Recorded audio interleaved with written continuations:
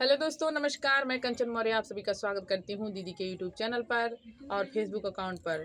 तो भैया अरे आज एकदम मस्त से देहाती नाच गीत लेके आई है। आप सब सुनत जाया, कमेंट में बताया कि कैसा लगा। चलो।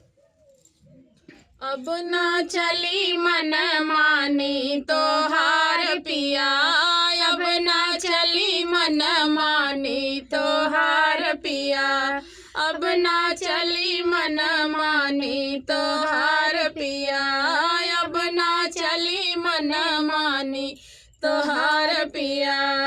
हे नैहर में रहली हम बहुत दुलारी, नैहर में रहली हम बहुत दुलारी, तू तब नया नौकरानी हमार पिया, तू तब नया नौकरानी हमार पिया, अब ना चली मन मानी हमार पिया, अब ना चली मन मानी तो हार पिया।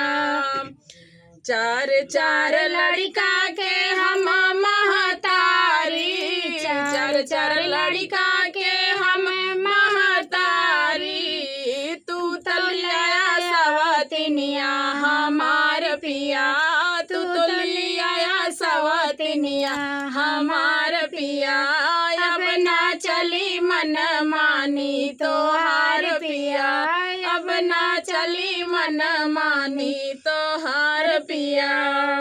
सुल्तानपुर से हम केसा लड़ाऊ भाई, सुल्तानपुर से हम केसा लड़ाऊ भाई, तो देवाऊ बहत कड़िया तो हार पिया, तो देवाऊ बहत कड़िया हमार पिया, अब ना चली मन मानी तो हार पिया, अब ना चली मन मानी तो हार पिया। ठीक है भैया रे। तो दोस्तों गीत कैसा लगा आप लोग कमेंट में ज़रूर बताइएगा।